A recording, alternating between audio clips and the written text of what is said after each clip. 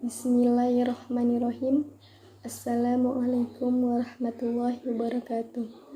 Alhamdulillahirabbil alamin. Wassalatu wassalamu ala asrofil anbiya'i wal mursalin wa ala alihi wa ashabihi ajma'in. Amma ba'du. Mari kita bersyukur kepada Allah Subhanahu wa taala yang mana pada hari ini kita masih diberi nikmat kesehatan, nikmat iman serta ihsan. Dan tak lupa salawat dan salam mari kita hadiahkan kepada Nabi kita Muhammad Rasulullah sallallahu alaihi wasallam.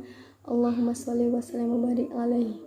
Dan semoga kita akan mendapatkan syafaatnya di yaumil akhir nanti. Baiklah, kami dari kelompok 8 ingin memaparkan hasil makalah kami yang berjudul Pemikiran Ekonomi Islam menurut Imam Al-Mawardi yang akan disampaikan oleh teman saya yaitu Ade Sriwayuni Sitompul dan Nur Sahira Surbakti. Baik, di sini saya akan menjelaskan yang pertama mengenai biografi Al-Mawardi. Abu Al-Hasan Ali bin Muhammad bin Habib Al-Mawardi Al-Bashri Al-Syafi'i lahir di kota Basrah pada tahun 364 Hijriah atau 974 Masehi. Setelah mengawali pendidikannya di kota Basrah dan di kota Baghdad selama 2 tahun, kemudian ia berkelana ke berbagai negeri Islam untuk menuntut ilmu. Kemudian yang kedua ada tentang karya-karya Al-Mawardi. Pada dasarnya pemikiran ekonomi Al-Mawardi tersebar pada 3 buah karya tulisnya, yaitu dalam kitab Adab Al-Dunya Waddin, kitab Al-Hawi, dan kitab Al-Ahkam As-Sultaniyah. Dalam kitab Adab Al-Dunya Waddin, ia memaparkan tentang perilaku seorang muslim serta 4 jenis mata pencarian, yaitu pertanian, kemudian ada peternakan, perdagangan, dan perindustrian. Kemudian dalam kitab Al-Hawi, pada salah satu bagiannya, Al-Mawardi secara khusus membahas tentang mudharabah dan dalam berbagai pandangan mazhab.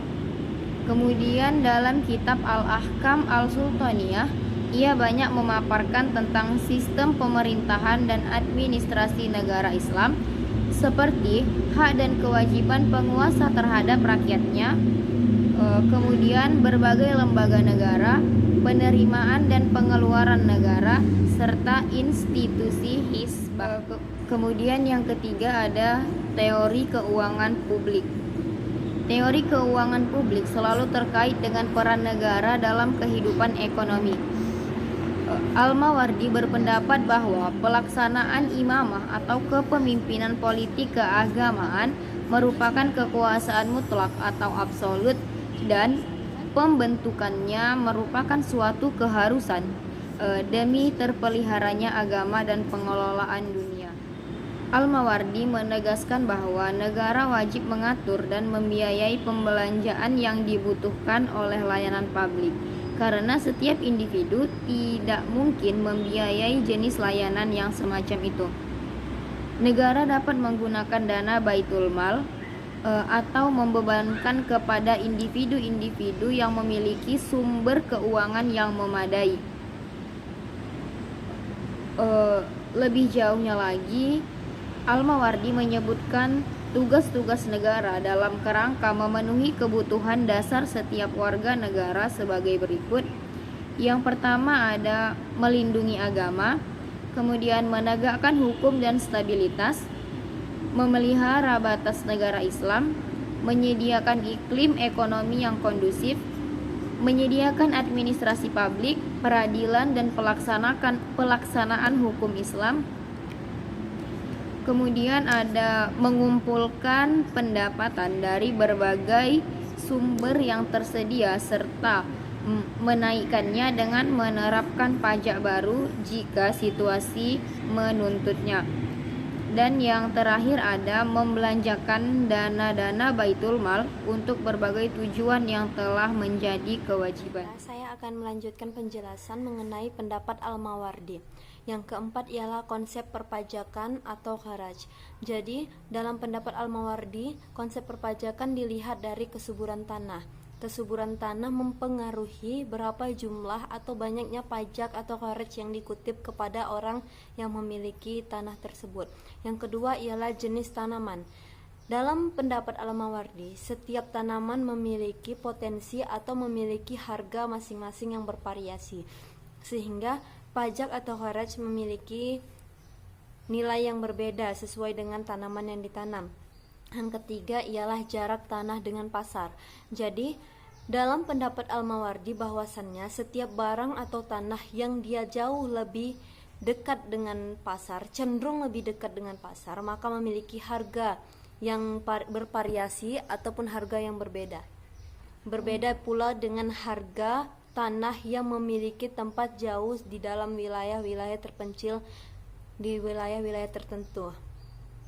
Oke, dalam konsep pajak ini memiliki 3 metode, yaitu metode misahah atau ukuran tanah. Jadi pajak dikutip sesuai dengan ukuran tanah tertentu.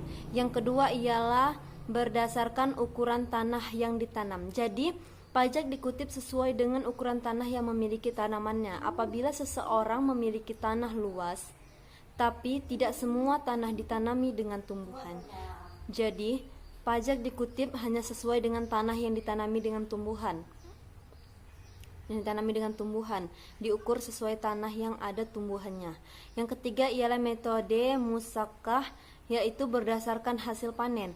Jadi pajak dikutip setelah panen dilakukan. Sesuai dengan hasil panen yang didapat oleh petani, maka pajak akan dikutip sesuai persenan dari hasil panen tersebut. Yang kelima adalah konsep baitul mal. Jadi baitul mal itu adalah suatu tempat untuk mengumpulkan uang negara yang berguna untuk memenuhi kebutuhan atau perbelanjaan negara sesuai dengan kebutuhan masyarakat, yang dibagi dengan beberapa bagian sesuai dengan wilayah-wilayah tertentu, sesuai dengan kebutuhan wilayah tertentu. Selanjutnya yang keenam ialah kondisi sosial politik pada masa Al-Mawardi. Al-Mawardi hidup dalam sosial politik atau perekonomian sangat buruk pada masa Bani Abbasiyah yang dipimpin oleh Khalifah Al-Mutawakkil, yang mana pada masa kepemimpinan Khalifah Al-Mutawakkil ini sangat lemah sehingga Bani Al-Buwaihi dan bangsa Turki sangat mudah masuk ke wilayah Islam untuk mengambil kepemimpinan dan sosial politik serta perekonomian pada masa itu. Jadi pada akhir abad 10 sampai pertengahan abad 11, perekonomian dan sosial politik Islam pada masa itu sangat buruk, dan itulah yang mempengaruhi perekonomian serta sosial politik Islam sampai saat ini, yang dia dipimpin oleh bangsa Turki dan Persia. Terima kasih atas perhatian saudara dan saudari. Mohon maaf jika ada kesalahan. Wassalamualaikum warahmatullahi wabarakatuh.